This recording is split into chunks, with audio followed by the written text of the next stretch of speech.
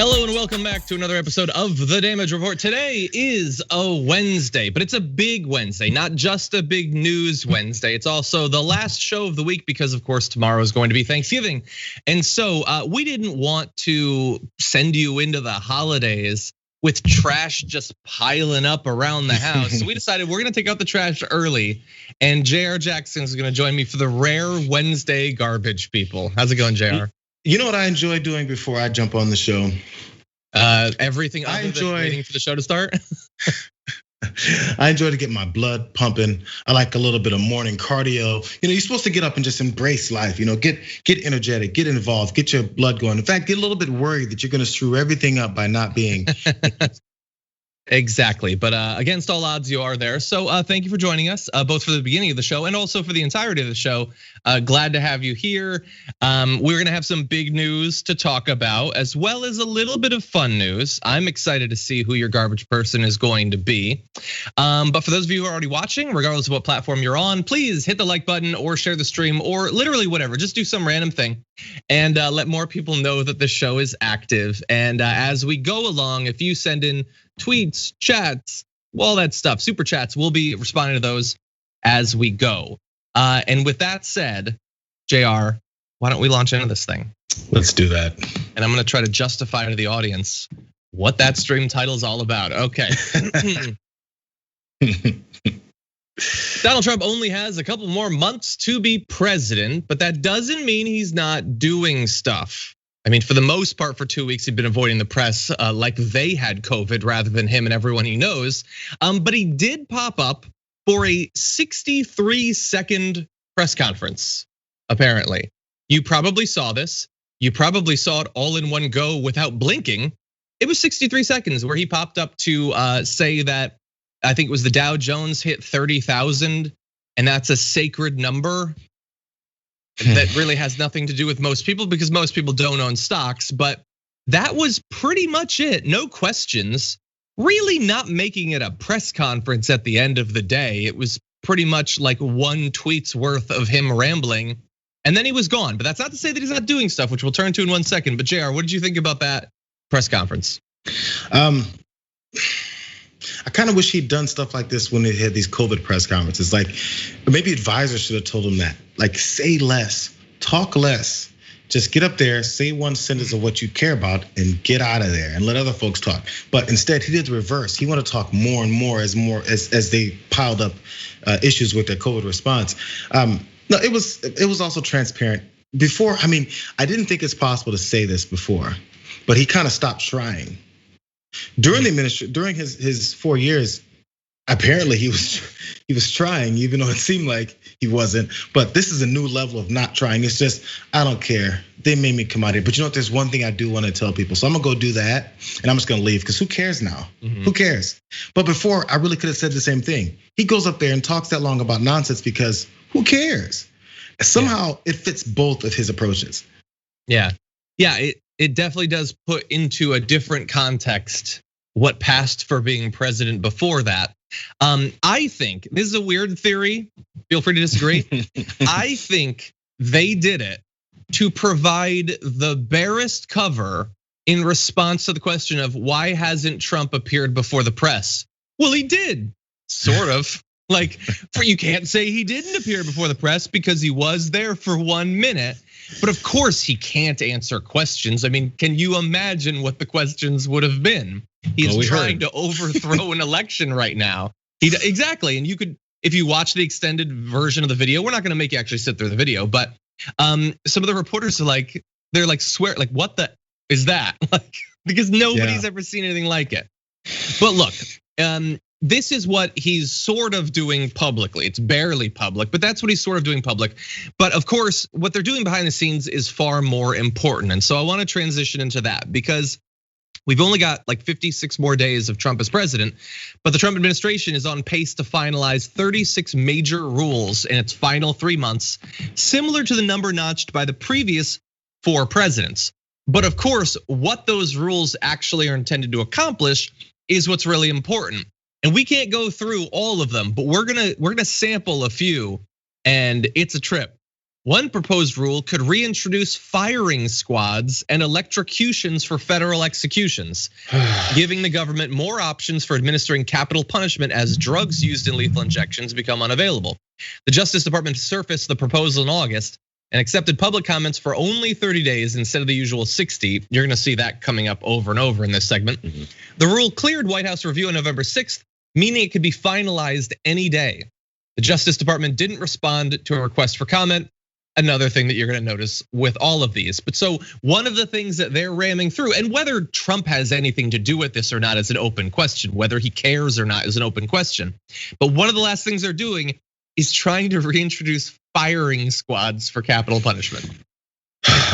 Okay, so then I'm sure they don't answer any questions, as we already saw from the press conference. Nope. But why?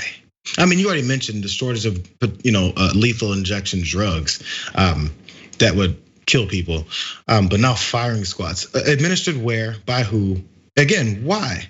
Who's in your firing squad? Which kind of person that's going to get executed for what crime should receive a bullet to the head? Are they going to be able to smoke a cigarette and have a bandana around their eyes like in Looney Tunes? Like, so what exactly are we going to bring out the guillotines? I mean, that's what a lot of people who are in the streets want to have happen with these politicians. So if we're going to bring a bunch of old school things the way we did things, are we proposing everything now? Doubt it. If I had to guess, you asked, and I want to take your question seriously. You asked who's going to be in it. I have a feeling they're probably going to auction off positions in the firing squad, because there's nothing a conservative wants more than to murder a person who can't fight back. But anyway, so here's the thing. The answer to all of these questions sort of is this doesn't really mean anything substantively. In terms of the optics, it does, because it sends the signal to conservatives, hey, look, I wanna kill people, I wanna kill them now, and I wanna kill them as brutally as possible. It's not gonna actually do anything, because even if this is finalized tomorrow, they've got a couple more executions scheduled, but all of those are gonna be done via lethal injection, and they apparently have the drugs to do it. He's only gonna be president for long enough to do those. This would not kick in until Joe Biden becomes president anyway, and Joe Biden is saying they're not gonna do any executions. So I don't know which is worse, that they reinstitute firing squads to actually shoot people to death, or they just say they're doing it to reassure Americans, no, we really want to shoot people to death. We're not going to, but we want you to know that we would love to shoot people until they die. That apparently is what's happening. It's horrifying. Yeah, maybe it's a little bit more of the vision of what America they want, because they really dislike the way things have been going, and especially since there's been this uprising and this awakening for racial injustice and things with our justice system. We're figuring it out a little bit more, and if nothing else, this is we're gonna go nuclear on this. This is what we really want, because again, we see how Mitch McConnell's been trying to change over all these judge positions, these federal positions that he's trying to put in lifetime appointments. He's rushed them through. The floodgates are opening. That's been his entire agenda since Obama was in office. Let's keep it real. So with this is just another indication, like, well, we hate what America has been. Let's just go over the top. We're getting kicked out anyway. It's almost, again, I don't care. Let's just say what we've been wanting to say this whole time. Yeah, and we got a lot of other things we got to talk about, but I want to say one other thing about the executions, because I think there's a reason that they're focusing on this and that they're saying firing squads, especially once you acknowledge that it's not going to actually happen. I think there is a chance that this is a wink and a nod to the Q people. Because the QAnon people believe that the Democrats are all Satanists and pedophiles and all of that, but that's not the end of the QAnon theory. The end is the storm. And the storm is where they round up all of the Democrats and execute them all.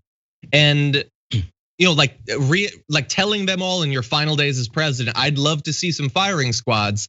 I guarantee, I'm not going to the QAnon places. I don't want to expose myself to that, but I bet this gets a lot of play in the QAnon places. They would love the idea of Hillary Clinton and AOC and all of those being rounded up and shot to death. But anyway, that's not the only rule they're trying to change. The EPA is on the cusp of finalizing several rules that would make it harder to justify pollution restrictions or lock in soot levels for at least 5 years. An EPA spokesman declined to comment on the timing of these rules. We can sort of speculate. And again, no, we're not gonna get comments from anyone, because they weren't really our government before. They're certainly not our government now. They're there to get a few more things, try to disrupt the Biden administration while they can, extract a little bit of money, and then that's it. Don't expect much clarification.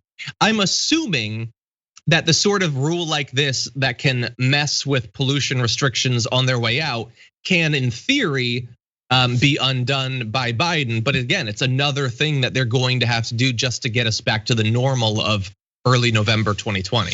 Yeah, think about some of these dates. Like you said, November 6th is when the review went for the firing squads. And then all these things are happening this week, last week, going into next week potentially. All this while the president his elite strike force team is trying to battle all these things in court and continue to lose their battles. So they know they're on the way out. So they're implementing things like this, rushing them through, but then saying that they're not on their way out.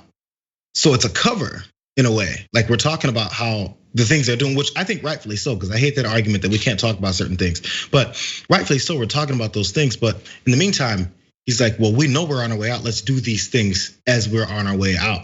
It's if you really thought you won and you're coming back in, you don't have to go through this snowstorm of ridiculous policies to try and put in place. Yeah, it shows where their mindset really is. Yeah, and so I'm gonna run through a few more really fast. And bear in mind, I'm not gonna go into detail, but there's other actions that we've talked about recently in the show, including opening up drilling in the Arctic National Wildlife Refuge and drilling on the National Petroleum Reserve in Alaska. That's going forward. Actions to speed up chicken processing plants, despite the fact that it's almost certainly gonna lead to more sick people as a result, salmonella, the spread of that and all that. But then you also have, pending rules would make it more difficult to claim asylum by excluding people with criminal convictions, even those that have been expunged, giving judges more latitude to pick and choose which evidence to consider and which not. If you have any follow-up questions, you can stuff it in a sack, mister, because the Departments of Justice and Homeland Security didn't respond to requests for comment. Again, that's a pattern. Here's a fun one. The Department of Energy is racing to loosen efficiency standards for shower heads and laundry machines, evoking Trump's recurring bits about bathroom water pressure. Do you ever get under a shower and no water comes out? Trump said at an October rally in Nevada. And me, I want that hair to be so beautiful. They're actually doing that. Again, if you needed another answer to why do you focus so much on the stuff he says? Well, because it tends to become policy, even if ridiculous policy. Also, a rule completed on November 13th would restrict pension managers from considering social and environmental impacts, known in the industry as ESG, when choosing investments. Another Labor Department rule would make it easier for companies like Uber to withhold benefits by classifying workers as independent contractors instead of full employees. So in California, Uber and those other companies had to spend hundreds of millions of dollars to get this. Federally, they're just sort of getting it for free at the last moment. Yeah, it's a wish list of horrible people and their policies of what they want to have put forward. And honestly, again, it's showing the character of this entire group. They tried this when they came in, as we already know. Like you talk with the EPA, and they're finalizing all these things to make pollution easier, or at least to keep restrictions on pollution, make those tougher. I mean, he put in heads of all these agencies when he came in to do all this stuff, and they did it to a degree. And whichever ones couldn't, he got rid of and put another a yes man in to do the same stuff. So it's the finalization of what he's been doing since the beginning. Yeah, it's just on steroids, I guess, and especially like some of these are. The timing is so amazing, like the speeding up the processing of chicken, basically, in these big plants. Like we're having amazing reporting literally every week about what's been happening at the pork processing plants, the spread of COVID and stuff like that. And they apparently saw that and thought, oh, that's good. Now let's expand that. More animals, yay! And that's what they're getting. Effectively, this is paying off campaign donors, or preemptively paying off, so they'll continue to donate to Republicans. And that's what you're doing with your last days. And again, as we said early on, every administration rushes through rules changes and pardons and things like that at the end. The question is, what do they look like? And this is just the beginning. We're gonna see more in the future, but already it's disgusting. We need to talk about a relatively new show called the Republic, or UNFTR. As a Young Turks fan, you already know that the government, the media, and corporations are constantly peddling lies that serve the interests of the rich and powerful. But now there's a podcast dedicated to unraveling those lies, debunking the conventional wisdom. In each episode of On the Republic, or UNFTR, the host delves into a different historical episode or topic that's generally misunderstood or purposely obfuscated by the so-called powers that be, featuring in-depth research, razor-sharp commentary, and just the right amount of vulgarity, the UNFTR podcast takes a sledgehammer to what you thought you knew about some of the nation's most sacred historical cows. But don't just take my word for it. The New York Times described UNFTR as consistently compelling and educational, aiming to challenge conventional wisdom and upend the historical narratives that were taught in school. For as the great philosopher Yoda once put it, you must unlearn what you have learned. And that's true whether you're in Jedi training or you're uprooting and exposing all the propaganda and disinformation you've been fed over the course of your lifetime. So search for UNFTR in your podcast app today and get ready to get informed, angered, and entertained all at the same time.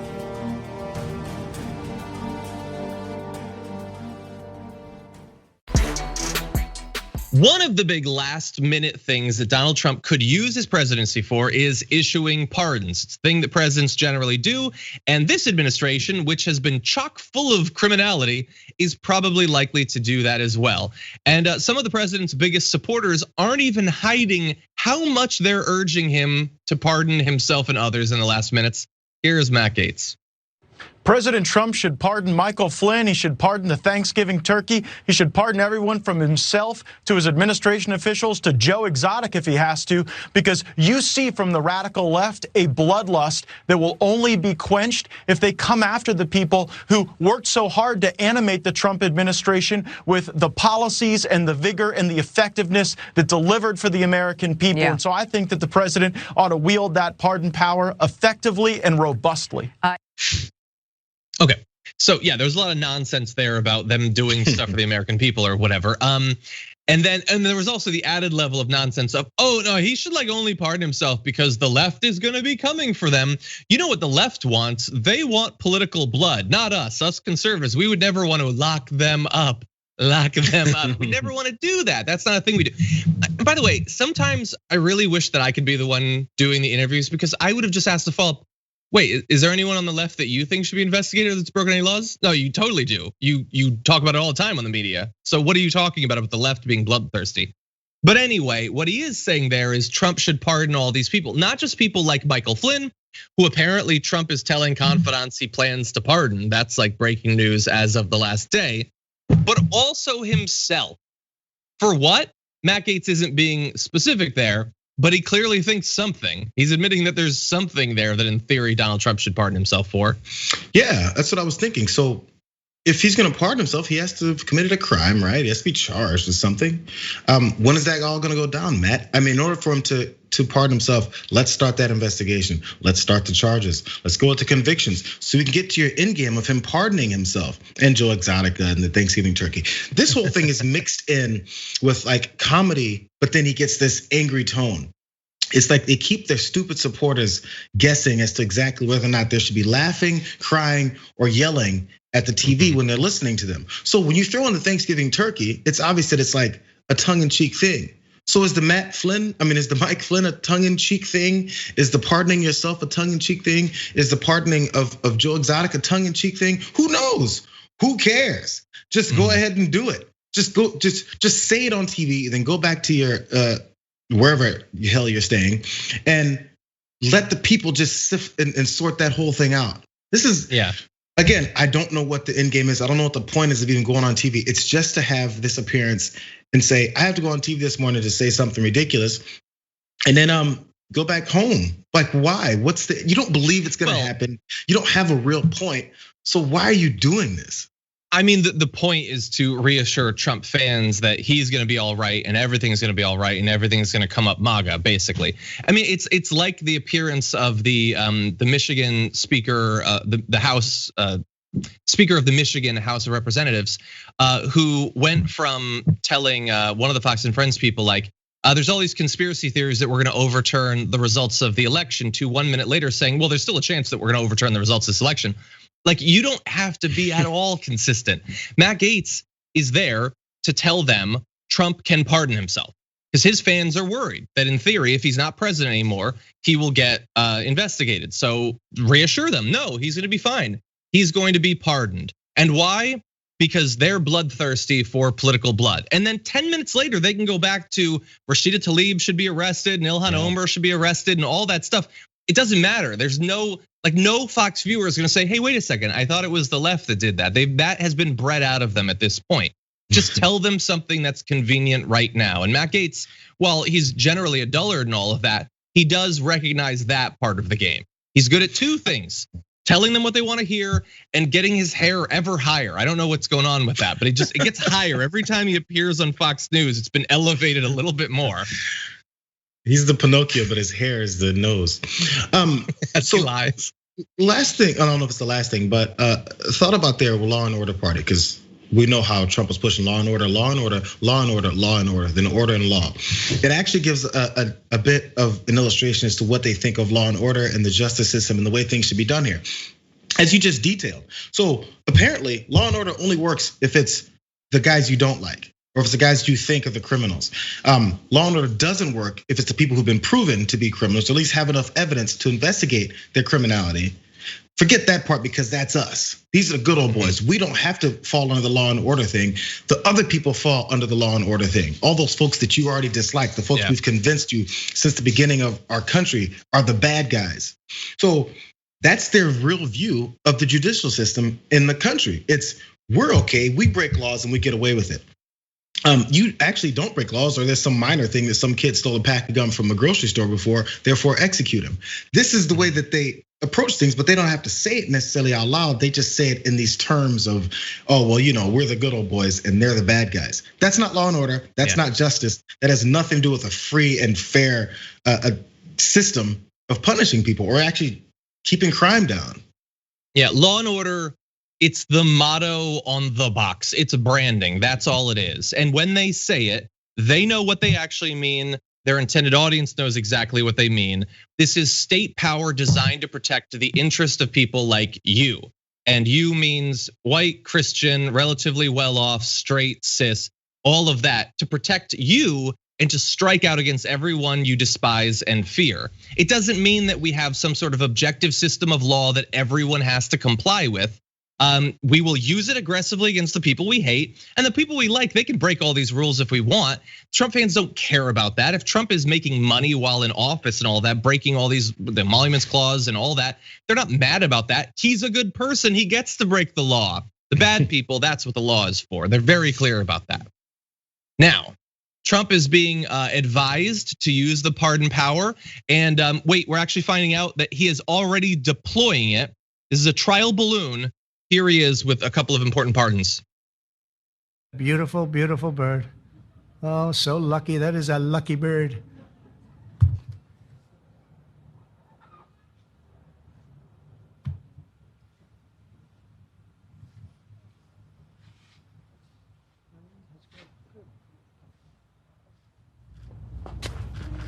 Wow.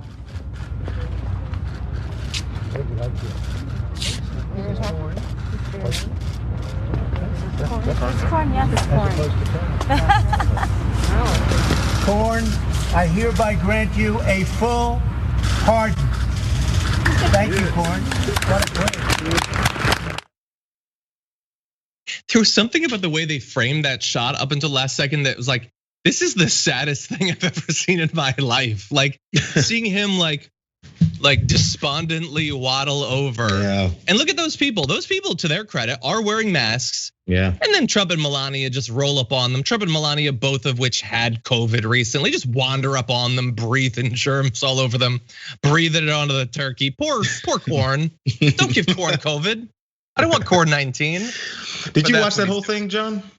That is literally enough. What I just saw right there is enough. Why? What happened in the full version? So there was Corn and Cobb, obviously. Corn is the only one who got officially pardoned on TV. Cobb also got a pardon, but I'm not sure if Trump knew that because he went back to reading his statement and said, "Oh, and Cobb, there's two, yeah, another one apparently."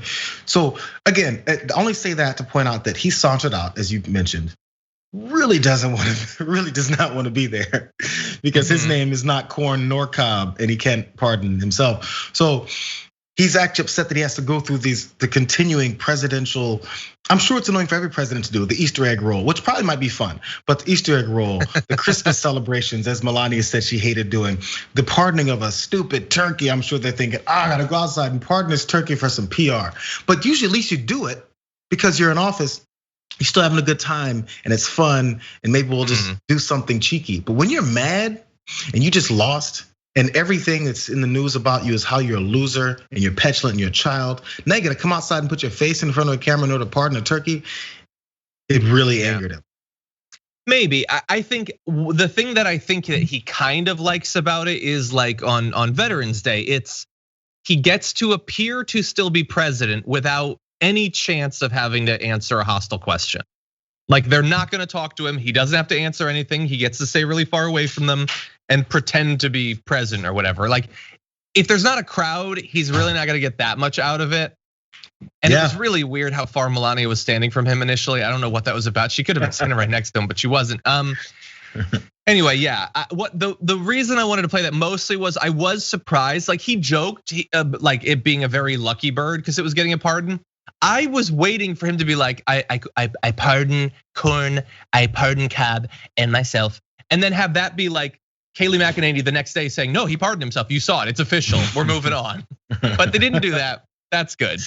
They respect some norms, I guess. How soon before he tweets how the media and the justice system treats Corn and Cobb more fairly than they treat him? I watched CNN and they said that Corn and Cobb were free to go. Yeah, you know what? This is sort of this is a tangent, but it really gets to the. Again, I don't often bring it up, but one of my biggest frustrations about political language is how there are these terms that supposedly just apply, but they really only apply to one side. So like getting triggered, political correctness, all of that are terms that in theory could apply to anyone, but they only ever apply to the center and left of center. So we have this norm where the president comes out and pardons a turkey. And it's like cute, but if it had been like Obama or Biden or like Cory Booker, let's imagine President Cory Booker comes out. He's like, I'm gonna pardon this turkey, gobble, you're good to go. And by the way, America, like if you could eat one less meal with meat per week, that would be great. You could do your own pardoning of a meat. They'd lose their minds. How dare the president tell us what to eat? But we're the ones who get triggered. Here's a really underhanded way that Donald Trump is attempting to effectively decapitate the sort of the career civil service branch of the federal bureaucracy. Last month, President Trump signed an executive order creating a new Schedule F within the accepted service for employees in confidential, policy determining, policy making, and policy advocating positions, and instructing agencies to identify and transfer competitive service employees that meet that description into the new job classification. An initiative that could strip hundreds of thousands of federal workers of their civil service protections. Now, if you made it to the other side of that graphic, thank you for sticking with us because it doesn't immediately seem important or comprehensible what is going on here. But it is important because what you need to understand is that the American federal bureaucracy is not one thing. It is largely, and it really does depend on which exact agency you're talking about. It is a big, massive bulk. It's like the iceberg under the water of people who work their entire careers in different fields, whether it's something having to do with the economy or public health or something like that. They stay between presidencies. They stay between many presidencies sometimes, accruing experience and connections and all of that. Now, on top of that, the iceberg above the water are political appointments, which are in the best of times still supposed to have training and experience in these areas, but those are chosen as managers and executives by the president. And generally, most of them will not survive from one presidency to another, let alone much longer. Now that depends on the presidency. Joe Biden is probably gonna choose quite a few Republicans, but that's the way it's supposed to work. That's the way it has worked. Trump is fundamentally changing that. More than creating a new bureaucratic classification, the move gives the president greater freedom to go after the so-called deep state career civil servants that he said hamstrung his term in office. He ordered government agencies in October to review their employees and report back with lists of Schedule F employees no later than January 19th, the eve of Inauguration Day, which is not going to be the lead into his second term as he planned when he did that. But the idea is he wants all these agencies to look deep into their staff and say, who of these could be changed over from protected, relatively difficult to fire, professional, experienced civil servants to just whoever we want, toadies, lackeys, whoever we feel like. And right now, the group that is made up of those political appointments is about 4,000 out of 2 million. It is a relatively very small amount. And he is hoping to massively change that. So let's jump ahead and get an idea of how big of a change this is gonna be. According to an internal memo, OMB Director Russ Vaught has classified 88% of that agency's workforce as Scheduled F. So the Office of Management and Budget, which is very important and does work that is generally, has been agreed on historically, is nonpartisan. Doing evaluations of the cost of projects, doing sort of like projections of how long it would take for certain pieces of legislation to actually be put into effect. They're gonna go from having a few political appointments to the vast majority being fully political, chosen by the president, can be fired at will by the president if he does, or if they do or say something that he doesn't like.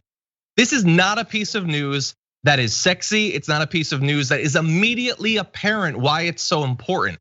But if this was how the federal government worked, it would be even less efficient, less capable of doing its job than it was over the past 4 years. And the scope, how broad they're going with this political appointment thing, is much wider than I even thought it was when they initially talked about changing these rules not long ago. This is Jayar, I apologize if it's boring.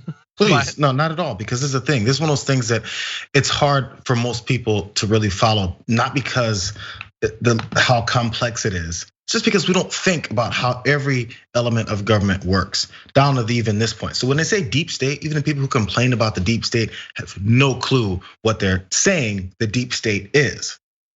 The deep state is a bunch of professionals that are doing their job no matter which administration they're in. It's not connected to that. But this is this is an illustration of a large view of what Trump wanted for his administration. That's why he fired so many people that as soon as they said one thing that had some basis in fact, he had a problem with them. That's why he was fighting with Dr. Fauci throughout this whole thing, because Fauci was just trying to be what most of these guys are, which is just an expert in their field, giving you the information and recommendations, the way you should do something, and then you carry that out because you're the official head that's there. Now, they don't like that. So you have to demonize the information. You demonize professors, you demonize the information, you demonize normal history. This is rewriting present the way we rewrite the history books. History books tell us a bunch of lies and cover up things and sugarcoat things that were actually horrible that have happened. Now we need to go ahead and sugarcoat and politicize the present. So as we go forward, we can't rewrite history. Let's just rewrite life. So instead of people taking information or managers, as you point out, taking this information and doing with it what they need to help the American people, let's just not have any information. Let's just do what we want. And no more pushback. This is the elimination of thought. And it's the implementation of a government full of yes men. And you know who this benefits? The party that likes to implement yes men and just do things along their lines that have no basis in fact. Which party is that? Because if Biden has the same power, you know what he's not gonna do? Put in a bunch of yes men. In fact, he put in a bunch of people that disagree with him and that are Republicans that are apparently Trump supporters, as he pointed out to Lester Holt. This is what they know will be the response to it. They'll go, oh, well, I don't want to be that guy that puts in yes men, but they're not going to change anything back. They're just going to allow it to happen from one side and not happen for theirs. Yeah, and it's a great point because it's not just about being able to fire these people at will. It's also the process wherein the vast majority of these employees are going to come from. Right now, it is an internal process where professionals do competitive searches for people to fill new positions. In the future, they'll be able to just choose people and put them in. That's not the way that it works right now. And you might say, well, but why would they want that? Why would they fill these bureaucracies with people that are chosen purely based on loyalty to the president? Don't these bureaus need to actually function? No, not really. No, like look, for all the issues that we have with the Democratic Party, including Joe Biden, and literally the next story is gonna be about how he chooses people and how frustrating it is. In theory, they want the government to function. And why does the government need to function?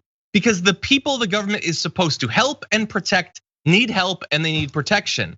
The Republican Party is really only interested in people that are gonna be just fine no matter what.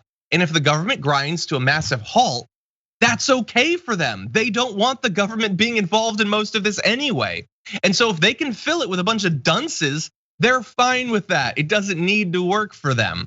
Now, there's a question on Twitch, can Biden reverse this? I believe that Biden can, for the most part. He can reverse the policy in theory, I guess, But if a bunch of people are fired over the next 2 months, if they clear out literally thousands and thousands, tens of thousands of employees, maybe he can get them back, maybe. But maybe it's done a massive amount of damage across the entirety of the federal government, the entire federal bureaucracy. That is possible. And I hope that Biden does reverse it. I don't want Biden choosing yes men either. We're gonna get to the sort of people that he chooses. It can be frustrating too, for very different reasons. It doesn't have to be yes men, really. It could just be like people who have no reason that they should be in that role. So 2 small more things on this. So Trump, you said, was trying to implement this right before Inauguration Day, which shows you his plans for his second term was to have this government where he is the king. Nobody disrupts what he says, and no one pounds his back. No one gives him information that is opposite of what his political aspirations are. That's what he wanted. That was in this next 4 years was supposed to be domination and then shutting people down. It's not really gonna work out for him now. So now it's just a matter of, let's keep implementing it. Potentially for the next madman that wants to come in and then who's probably smarter and is not as lazy as this guy is. And then as he takes these things like, well, I can take over. I mean, I can implement yes men. I can suppress real information, but I can do it without sounding like an idiot. So if nothing else, it didn't work out for him, but it's definitely gonna work out for the next guy if it continues on. Yeah. The next Trump. So exactly, or worse, theoretically, one who isn't an idiot. So we've been talking about Biden. We're gonna turn to Biden in just 1 second. Before we do that though, I did want to thank both Dejati for gifting tier 1 subs, and especially Obi Mom Kenobi, who gifted 50 subs. Thank you so much for that. I do appreciate that. Now that said, a little bit of unfortunate news. The president-elect was interviewed by Lester Holt and was asked multiple questions about who he is looking to put into his cabinet and who maybe isn't going to make it in. Both sides of this incredibly frustrating. First, here's a question about his previous statements about looking for Republicans to serve in his cabinet. Have you considered, for the sake of national unity, selecting or nominating a Republican, someone who voted for President Trump? Yes, and we still have a lot more appointments to make. I want this country to be united. The purpose of our administration is, once again, uniting. We can't keep this virulent political dialogue going. It has to end. Should we expect an announcement? No. Not ever or not soon? No, not soon. Okay, so he is apparently still thinking about putting a Republican in. Now, in his mild defense, he didn't bring it up. Lester Holt asked him the question about that, but he said that he is considering it. And as much as I have an issue with the way Biden answered that, the framing of the question I also have a big issue with, because what Lester Holt said was, in the interest of national unity, would you consider putting a Republican in there? And my response to that would be, in what possible way does that bring our country together? Like, I know that we just accept that it does, that Republicans never had to put a single Democrat in there, never, ever, ever. But a Democrat has to for unity. Okay, so let's say he chooses some Republican. Let's say he puts John Kasich in there. Does that bring us together? Does that give him any, Republicans getting him credit? Mitch McConnell is gonna be nice to him? Republican voters are gonna think he's cool and not a communist anymore, which they thought a week ago? Like, honestly, like it seems like a juvenile way to think about politics to assume that that would do literally anything to, look, if you say, hey, in the interest of papering over some of the most shallow political division we have, why don't you do that? But not, how do we actually get past the point where Mitch McConnell's stated goal is to stop you from doing literally anything over the next 4 years, which is the sort of partisan vitriol that I think is a little bit more important, perhaps. Yeah, so it's a childlike approach. Again, I was gonna have a problem with the question because I want you to imagine this world. Donald Trump just got elected in 2016. He just beat Hillary Clinton. He just told his supporters to lock her up, says she's this, she's that. She was a pretty bad candidate, let's keep it real. After saying all that, and then we go, look at all the millions and millions of people that voted for Hillary Clinton. Look at all of these women that were looking to break the glass ceiling. Look at all this going on. Hey, President-elect Trump, are you gonna appoint some campaign folks from the Hillary Clinton campaign? Are you gonna appoint some Democrats? Are you gonna appoint some progressives to your cabinet to make sure you unite America? Because Hillary called your supporters deplorables and they lost their minds over it. So do you wanna maybe bring everyone together? Bring the deplorables together with the nice guys. Do you want to do that, Donald? You know what he'd say? He'd give you a middle finger and slap you in your face and walk out. And you know what happened with his supporters? They would celebrate him. Now, they would love it. On the other end, you got Lester Holt that's willing to ask Biden, are you willing for the sake of unity again, I feel like I'm trying not to repeat everything you're saying because I had the exact same thought. In what world does that bring unity? I'm gonna go back to my questions I like to ask. So, again, if Biden had brought this up himself, first question, how does that create unity in this country? Who's gonna be unified behind it? What exactly are you gonna do with that person that hates you that's gonna make this a more unified country? What policies are you guys gonna agree on? Hey, Biden, are you running as a Republican? Did you run as a Republican or a Democrat? Is there no difference, President-elect Biden, between the two? Because you guys kept saying there's a difference. We had these debates where you said Donald Trump is garbage and he needs to shut up sometimes. Look what he's done to the country. But you're willing to put in someone that was with him? Yep. How does that work out for you? Doesn't that mean that now you're garbage and that you want to divide the country and that you're stupid and you should shut up sometimes? Because you're the same guy, apparently. That's a good point, and I'm glad that you clarified that because it wasn't just some Republican. It was a Republican who just voted for Donald Trump. That was the question. That's madness. I mean, look, the theme of this show is not generally trying to bridge the gap, reaching across the aisle, all of that. But I'll give it a try. I have a suggestion. If someone watching this wants to see a Republican in the cabinet, how about a Republican win the popular vote nationally, like ever, like literally ever? How about you do that? You've done it once in basically my life. How about you do that? And then you can get a bunch of them, not just one Republican in the cabinet. You could have a full cabinet. Sometimes you get it anyway without having to ever actually get the people to support you. And I would have a question, but this isn't for Republicans watching. This is for Lester Holt. How do we get Democrats in the cabinet? Because we don't get it when the Republicans win. You don't seem all that concerned about us getting it when the Democrat wins. So let alone a progressive. And that's where we turn to the second question, which is, remember, someone who just voted for Donald Trump, yes, he's interested in that. What about someone who stumped for you for literally months and told their supporters to get you elected? What does he think about putting them in his cabinet? What about former rivals from your own party, Bernie Sanders, Elizabeth Warren? Have you talked to them about cabinet positions? Well, I've talked to them. Look, as I said, we already have significant representation among progressives in our administration, but there's nothing really off the table. But one thing is really critical: taking someone out of the Senate, taking someone out of the House, particularly a person of consequence, is a really difficult decision that have to be made. I have a very ambitious, very progressive agenda, and it's going to take really strong leaders in the House and Senate to get it done. Okay, that's weird. So that's weird. Not so interested. So wow. So now he's concerned about taking people out of positions in government and putting them there when it comes to progressives. But he had no worries taking people in positions of power in government if it's a Trump guy to put in your office. Why is there so much extra concern? Why is there a thoughtful answer to why you don't want to do one thing, but then it's just a knee-jerk, sure, I'll do it when it comes to the other side? Again, it's more of a concern for the angry, rabid, stupid section of the country to respect them for some reason. No, I don't respect you. Oh my God, a liberal just said he doesn't respect me after I, for years, talk about how they should just die. Or maybe how their state just needs to fall off the map. Or let's not do anything for that state that has issues that provides so much more contribution to this country than any other state. Hey, screw them. But as soon as my empty, I'm trying to censor this as I go through this. As soon as my useless self gets involved in this, you're supposed to respect me. What is there to respect about you? What have you done? We keep talking about contributions. This guy came down an escalator when he started his whole presidential run and said, Mexicans are garbage people, they're rapists, they're murderers, they're killers. So we're supposed to respect him?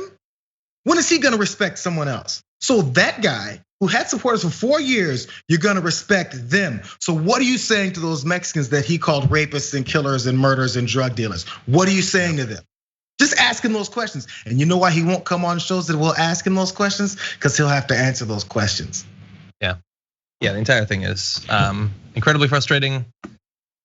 Like, bring up everything he's done. Oh my God. Okay, so you caged a bunch of kids and then you separated them from their families. And you openly said the policy was to do that to deter people from coming because refugees are faking stuff, right? You said that. Hey, do you believe that, President-elect Biden? Because you're saying you're gonna put someone in your cabinet that believes that. There was tax cuts that were supposed to go to middle and lower class. It went to the richest. It went to corporations. The swamp was filled. You said all this. Do you not believe the swamp was filled anymore? Because you said it. You're putting in people who you said filled the swamp. Does that not mean you're part of the swamp, you idiot? Well, we still have to see. We don't know for sure. Hold on. We do have to see.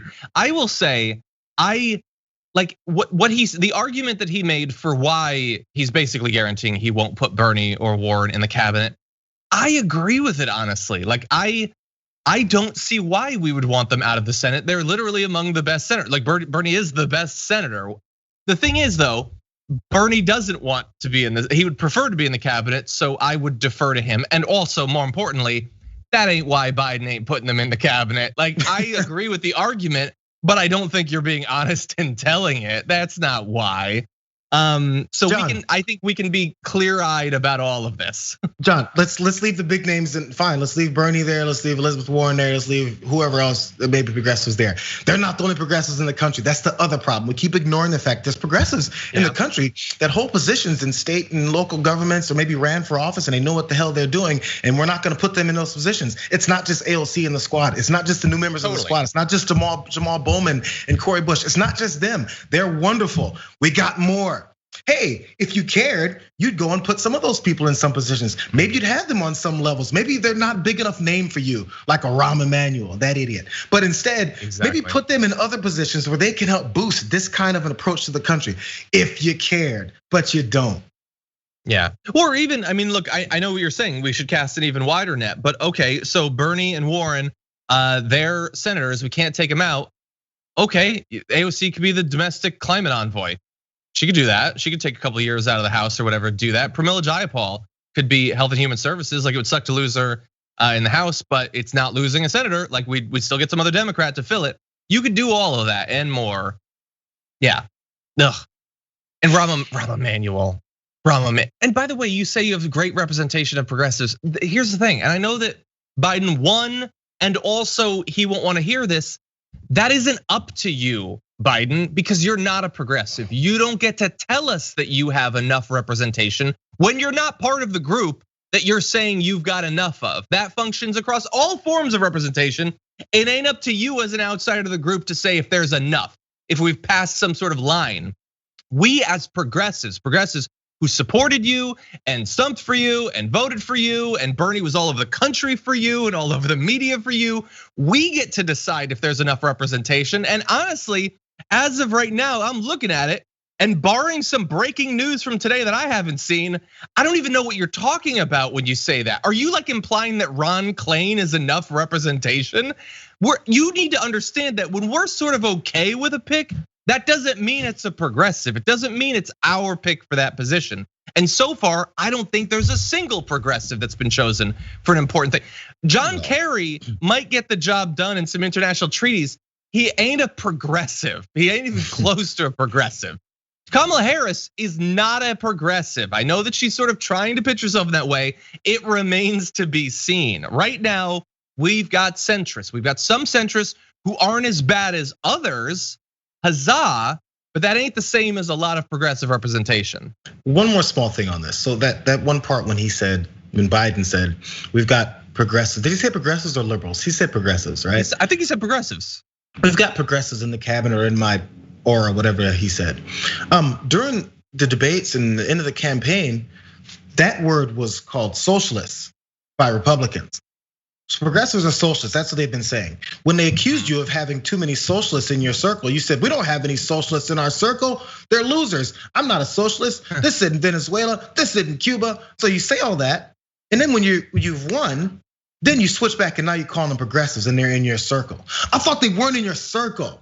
I thought you don't do that socialism thing because progressives are socialists. That's what we've been told so many times. Progressives are just socialists that want to usurp all the power and take all your money and hand it out to people who don't deserve it. Where are the progressives? Wait, Where did those socialists go? Where are they?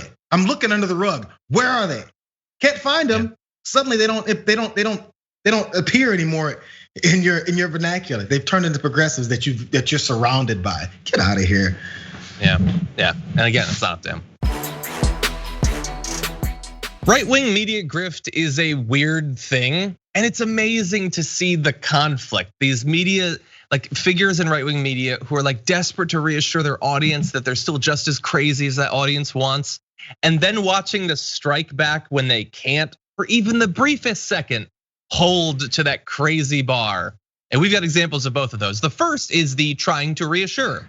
So if you're Lou Dobbs, but if you're Lou Dobbs, you really want to reassure your audience that you're crazy. And what better way than having Sidney Powell on, except oops, Sidney Powell was kicked off of the Trump legal team and disowned. They don't even know who she is. But don't let that stop you. He still had her on just last night. Take a look. Do you think that we're going to see the Trump presidency saved? Yes, I definitely do. There's no issue in my mind, but that he was elected in an absolute landslide nationwide. Sidney Powell, thanks for being with us. We appreciate it. Thanks so much. Yeah, thank you for being with us, even though you're not with the Trump team anymore because you were so crazy. Rudy Giuliani disowned you. Jenna Ellis disowned you because you were too crazy for them, but that ain't gonna stop Lou Dobbs. Just keep having her on. Just change the chyron a little bit. But that crazy person can still be on your show. Why not? I want you to remember what she said. Sidney Powell, attorney, expert on my show, says in one sentence, yeah, Trump won this election by a landslide, and that's why we're gonna fight to the end. Whatever he said, I tuned out. But the point is that it was nonsense. What is it about her saying that makes it different than Dave in Illinois saying it? It's the same thing. It's empty. It has nothing behind it. Who cares? Dave from Illinois is a construction worker, and he says Trump won by a landslide. Thank you, Dave, for being on the show. Why are you on the show? What did you just provide outside of what anyone else could say? It means nothing. And it obviously she doesn't know. Yeah. She doesn't have any secret information. She doesn't have anything. She's just a random person who's technically a lawyer, which is just an indictment of American law schools. That's all that is. It doesn't say anything, but it's Lou Dobbs, and Lou Dobbs wants to remain on TV. And look, it's kind of amazing that he has. Clearly, he's got a talent. It's not in subtle hair dyeing, but he does have a talent, and that is staying relevant to crazy right wingers. And it is sometimes a difficult tightrope to walk on, to ride that razor's edge. Because take a look at what happened to Newsmax. Now, what is Newsmax? I don't really know, nobody does. But they're like gonna take over for Fox, I suppose. Like them and OAN have spent the last month saying, Fox are traitors. All you conservatives, come watch us. We're gonna give you the good stuff, man. Theirs is only 70% pure. We got Walter White. Our punditry is 98% crystal clear pure. But what about that last 2%? Well, look at how this grift game goes. They tweeted this. Newsmax calls Joe Biden winner in Michigan, Nevada, Pennsylvania based on certifications. There is no opinion there. All there is an acknowledgement that the vote has been certified and those states went for Biden. It's a normal thing, banal even. And so the response was, of course, insane. With DM Leach saying, I was kind of watching both Newsmax and OAN, don't have that issue any longer. RC says, OAN it is. President-elect Marshall says, well, I enjoyed your news for an extremely short time. I'm not attached in any sort of way. Hope your news channel tanks. Bye-bye. And there's just tons of that. People who lost their mind. It wasn't like Newsmax is like, hey, everybody, we need to seriously reflect on why Biden beat us so badly. All they said was the state certified it. And they lost their mind, the audience. No, but again, this is the gauge. This is the gauge that Trump and his team have been going by. They're looking at and they're going, it doesn't really matter. They're just gonna get mad. Let's go for it. Who cares? Just say it. Have Sidney Powell / Dave from Illinois come on and say anything, and it's great. Good times. And then if anybody says anything different, if they state the facts, if they go, yes, today in Michigan, it snowed because it's November. And they go, oh, how dare you? I wasn't in Michigan, I didn't see any snow. It happened, bro. It just happened. You don't have, you know what? I don't want to live in snow. I don't want to. That's why I moved to Southern California. I don't want to live in the snow anymore. I grew up in it. So if somebody then if I have a family member from Michigan to call me, I say, Jayar, yeah, it's really nice. It snowed on Thanksgiving this year. I'm like, no, it didn't. I don't see it. What? It happened. It's just chill out. It happened there. It's okay. You don't have to like it, but it happened. In that example, you were talking to your grandma back home? Like, I've been talking to you and other grandma, but not you anymore. I don't have that problem, former grandma. I still got my grandma on my dad's side. Ooh, but man, those lefties, man, they get triggered. Snowflakes. In this case, about snowflakes. This is the game, and maybe Lou Dobbs is talented enough that he can survive it for whatever. What has he got? 3 more years? For 3 more years, maybe. But this is what it is. When you sell yourself based on, I know exactly what you want to hear, and I will just give you that. Whatever you want, I'll give you that. Well, then the problem is that if you ever don't give him that, there's someone else who will give an even purer version of that. And this, as Francesca acknowledged earlier this week, this does not exist solely on the right. There are versions of this on the left as well. I've experienced this myself, but it is far more common. It's far more prevalent on the right. And I want to read one other tweet because I found myself looking at the replies to Newsmax tweets this morning. And one of my favorite wastes of time is to seriously engage with the point a person is trying to make on Twitter. So what happened was Newsmax tweeted that AOC thanked Harry Styles for wearing a dress on a cover of Vanity Fair or whatever. And they had a picture of AOC with a little kid, and they had put in quotation marks, Harry Styles is not the kid. Because despite the fact that this is a news network, they were mocking Harry Styles in a tweet about being a kid. But anyway, that's not the point. The point was that this was the culture war thing of men aren't manly anymore. And so they got a reply to that tweet from Iron Mind, who says, what happened to the real men? We were once a warrior breed with Vikings, hair and beard, power and masculinity. If a man of that era had a time machine, he would scare himself to death with the men nowadays. And there's a picture, I think, from the Vikings TV show, which by the way is literally a man who has been through hours of makeup and hair and wardrobe and all of that. But that's not the thing. Do you get what issue I have with that tweet? Can you get? Because of the image they use, is some particular show you like? I don't know about. It's not the image. It's not the image. It's the logical argument there. So let me get this straight, Iron Mind. We're weak now, but before with the Vikings, we were strong. We were a warrior breed, and if only we had one of those warrior breeds come in a time machine, they would die of fear at seeing a man in a dress.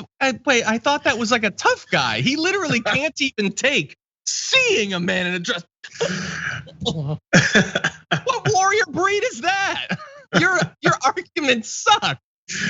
As Trump said about Jeff Sessions, what kind of man is this?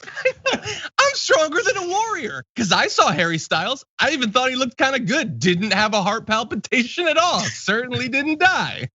What kind of argument is that? Think before you tweet, people.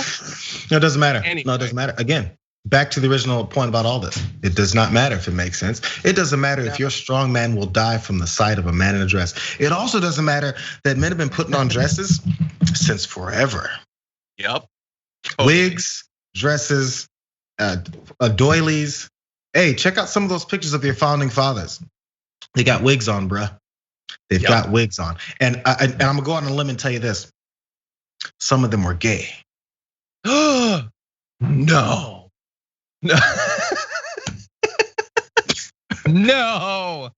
The strongest man in history. If he saw one gay man, he'd just. Who drank the apple juice in Twitch chat said, "Eek, a mouse."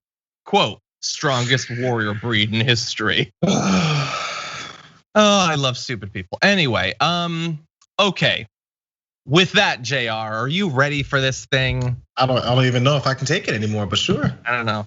I gave myself kind of a headache thinking about Iron Man's logic. Strongest man. Oh God, he's got a score. Anyway, is that lipstick? Is that lipstick? Let me get my dagger. Anyway, note to the director, why don't we have Jayar's first? I don't know what elements he has, but why don't we get ready for that? But I'll intro with Jayar and then I'll throw to you, okay? Mm-hmm. Okay. Oh God, we're having too much fun. Okay, let's do this thing. It is the end of what passes for the holiday week, and so it's time to take out the trash.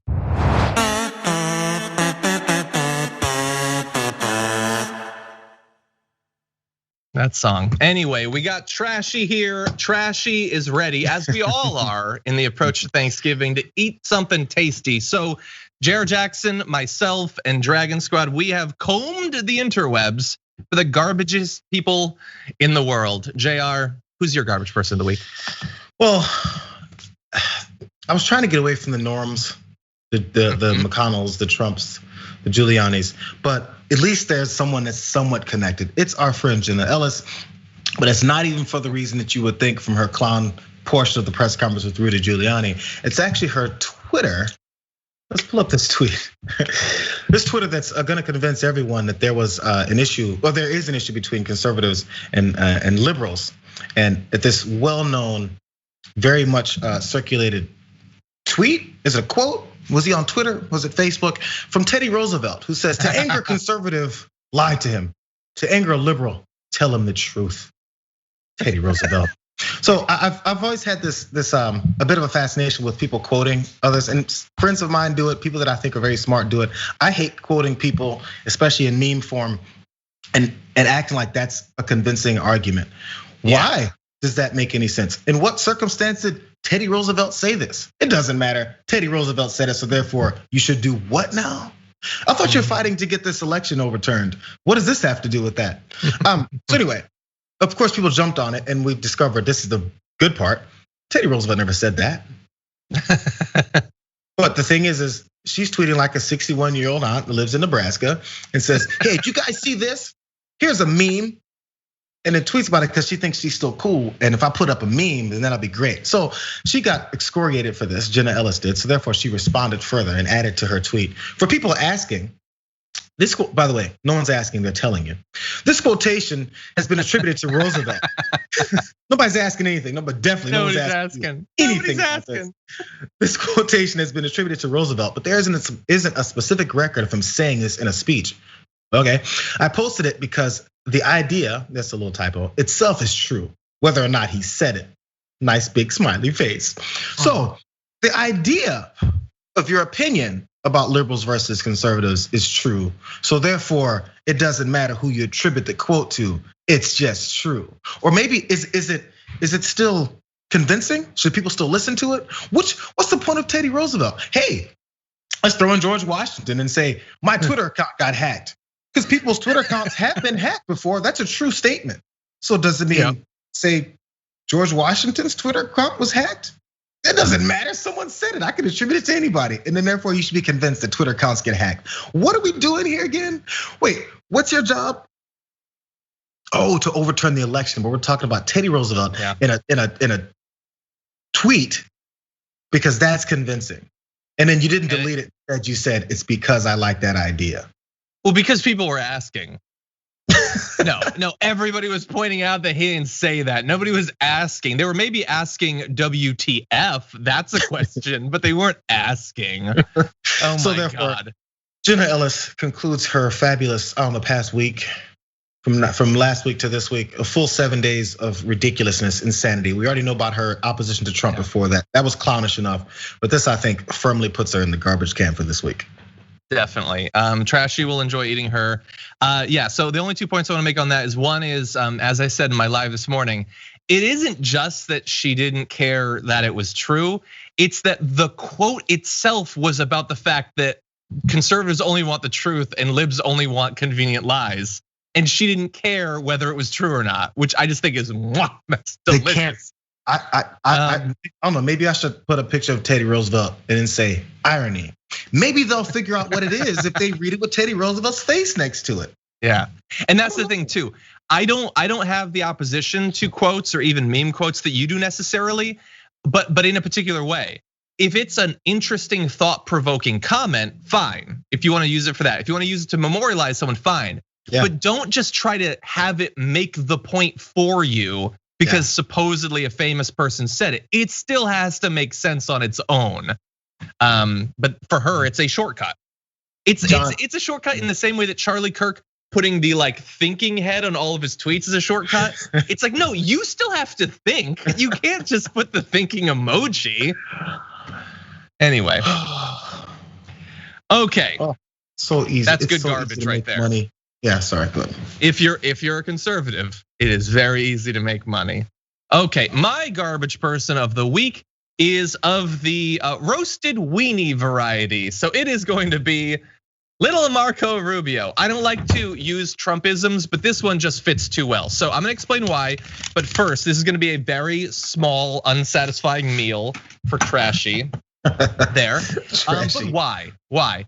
It's because Marco Rubio is, like we've been waiting for all of these conservatives who like duck their head down when Trump became president to wait and appear that they're tough again. Like Paul Ryan literally left politics and will come back. Ted Cruz, he's still a tough guy, even though he never got the better of Donald Trump.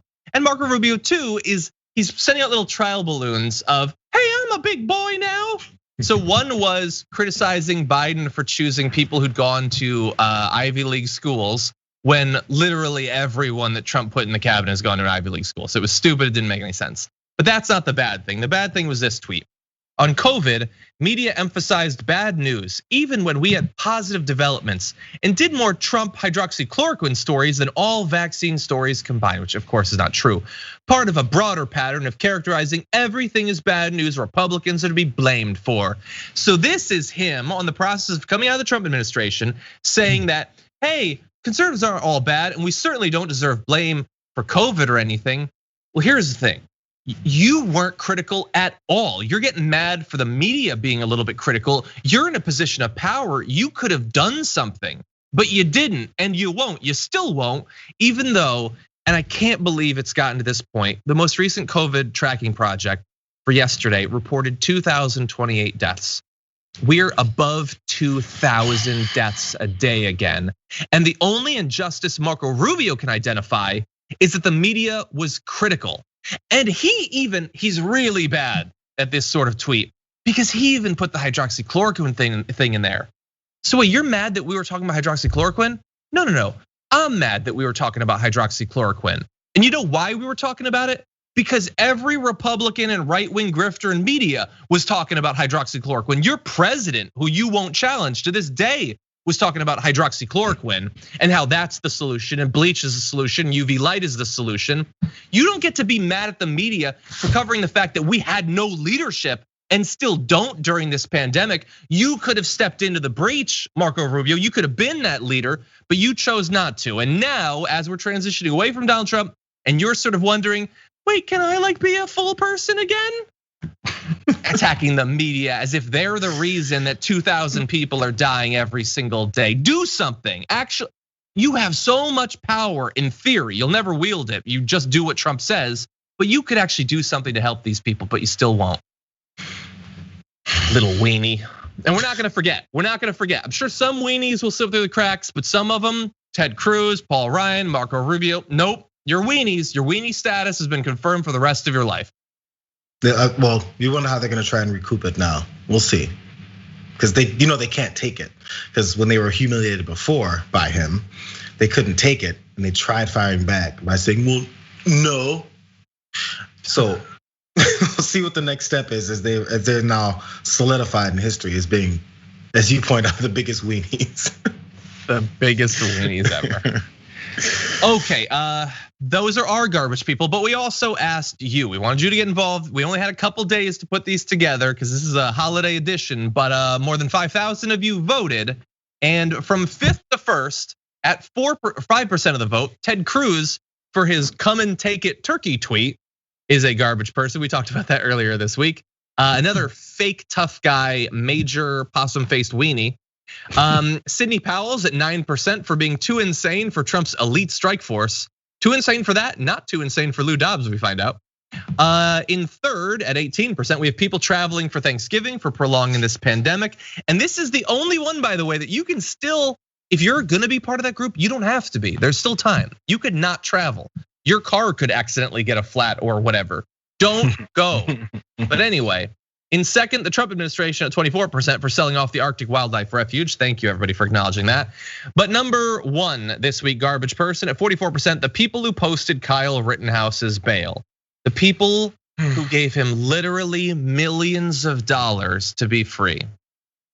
And they love him and they worship him. They're giving him sponsorship deals and things like that for going and killing protesters.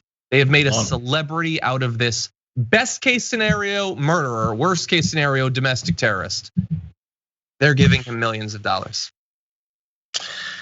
Well, I mean, it shows you where the principles are of these folks.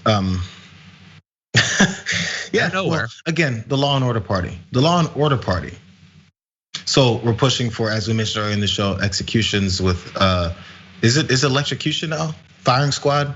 Firing squads and electrocutions. But the guy that shoots innocent folks, let's get him out of jail and make him a representative. There's some idiot from I forget which state. There's a representative from some state that says Kyle Rittenhouse should now be considered for Congress or something, just because he needs his name out there. That's why I'm glad I don't remember his name, but he just needs his name out there because the 17-year-old kid should somehow be in Congress, number one. Number two is a murderer. Okay. Yep. Yeah. Same person will say like AOC should have never been elected, evil, crazy, stupid. No, Kyle Rittenhouse, he murdered people. That's the only thing I need to hear. I don't even care about anything else. I don't care about any of his policies. He murdered people. That's who we should elect. If you saw it in another country, what would you call it? What would you call the party that just takes terrorists and says they should be our elected leaders? Like strip away the America stuff that clouds your judgment. What would you say if you saw it in another country? Anyway, very good choice, damage report community for garbage person this week. Definitely earned it.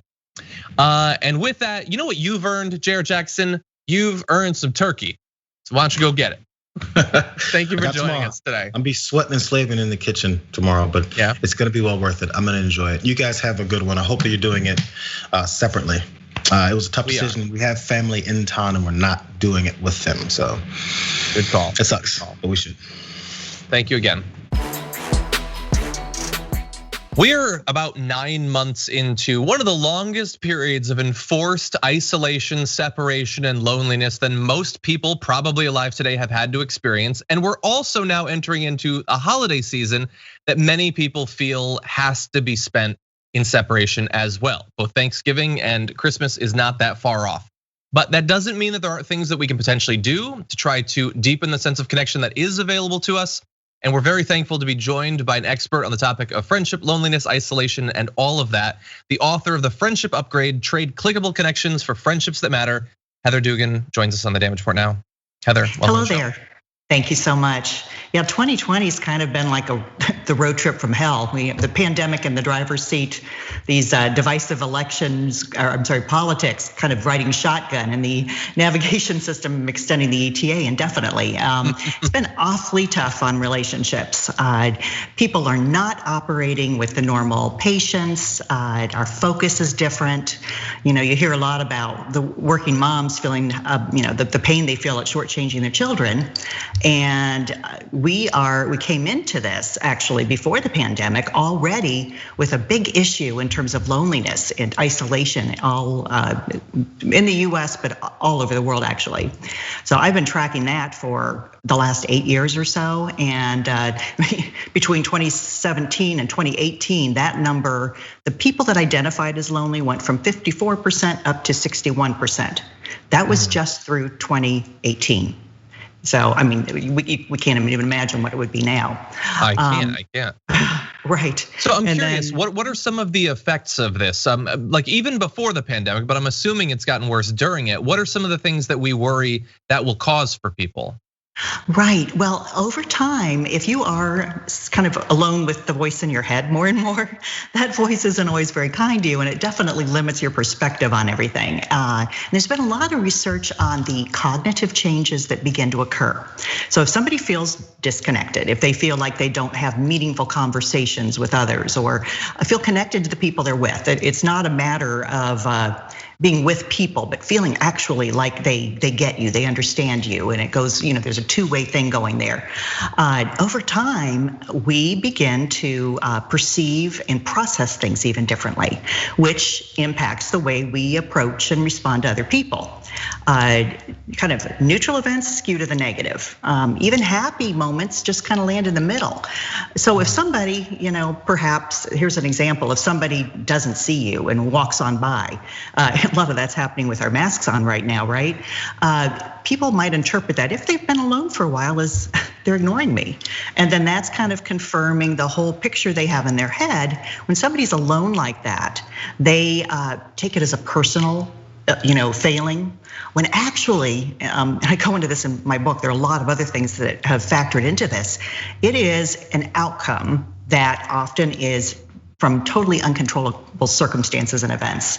So, the danger is of perpetuating the situation. And that's where, now as we go into the holiday season, especially, be aware that there are people that very well, 61%, a year ago, or 2 years ago, that are feeling very disconnected, and they may need a little help, a little more reaching out from those around them.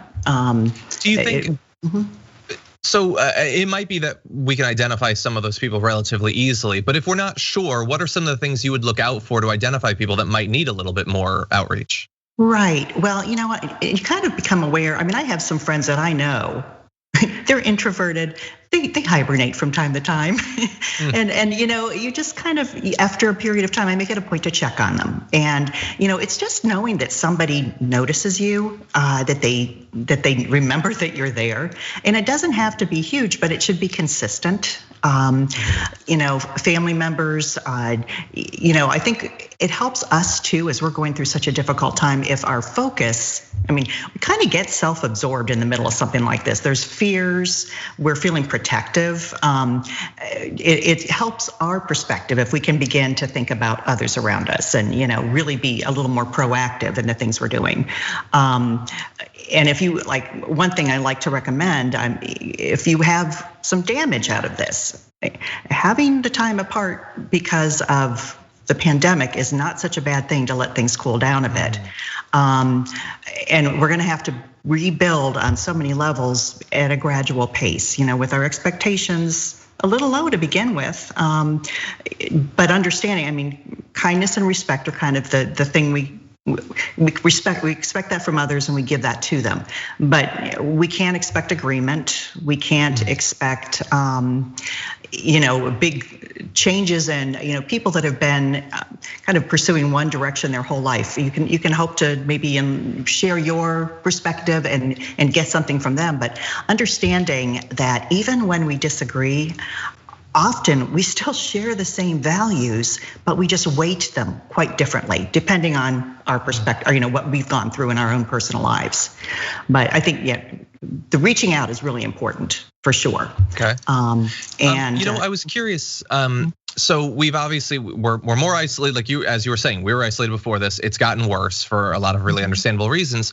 We also, especially in the, it didn't take long into the pandemic that we had some new tools to keep us connected. This Zoom took off, and people seem to have become very used to being on, teleconferencing and video chat and things like that. As a solution, how do you rate that? Is that a stand-in for more traditional connection? Well, it's certainly better than nothing, but even now as we speak to one another, it appears like I'm looking at you at this moment, but I'm looking at the little green light at the top of my screen. So you can't connect in the moment. So there's a little bit of a disconnect there. And in my book, I go into one of the big issues. The last 30 years or so, we have had this increasing reliance on digital. It's not that we're lazy, but we will go to the easiest route, just kind of like water, going downhill, right? But so, we've gone more to the texting and to the emails and the social media. And I don't know if you're familiar with domo.com. They put out this infographic every year called Data Never Sleeps. And it is incredible to see the amount of data we generate that was not a part of our lives before. So, a facial expression is not the same as an emoji. We have lost a lot of the visual cues that we have typically relied on to really understand one another. So communication, we've moved from conversation to simple communication. And that's not what connects us and makes us feel like healthy people. It's a biological need to have that connected feeling. And a lot of people are suffering. Do you think, a lot of what you're talking about isn't necessarily specific to the quarantine? The quarantines might exacerbate some parts of that. Do you see, looking a year or two into the future, that whatever effects we're seeing from this now are effectively going to be washed out? Or do you think that the changes to the way we congregate, the way we communicate, are going to have more of a durable impact going forward? I hope that we are gleaning some good things out of this. I mean, we have that opportunity, certainly. I kind of like to look at challenges as potential opportunities, depending on our perspective. But keeping in mind that people are having potentially cognitive changes happening in the way they're going to reach out to other people, it's really important that communities get proactive in terms of kind of building a system for reaching out to these people, and those that, and personally, just understanding yourself, what might be happening in your own head, and making that decision to do what's good for you, even if it doesn't feel like something you feel like. We're kind of creatures of habit, Friends are like, I'd like to go out again, but I don't. It seems like that'd take a lot of work, when we get to that point. Some of the ones that work from home, the introverts, it's not so bad sometimes, but we need to be thinking about that. And I think the more that we can move our actual communication into conversation, either phone calls are wonderful, and maybe try to do phone calls where you're not multitasking. Think about how we used to do the phone. You were tethered to a space, or you would get entangled in a phone cord. Now, Baylor University coined the term phubbing, as they did some research a few years ago, which is phone snubbing. And we accept that behavior now. We live these on-demand lifestyles and make apologies when we aren't available, but we aren't truly available when we're available, when we work that way. Yeah, interesting. This is all fascinating, obviously very timely, but as you've pointed out repeatedly, a lot of these questions are from before the pandemic. A lot of the answers theoretically are going to apply once we're out of it. And so I recommend to everyone watching this now, the book is The Friendship Upgrade: Trade Clickable Connections for Friendships That Matter. Heather Dugan, we really appreciate you joining us today on the show. Thank you so much, John. Nice chatting with you.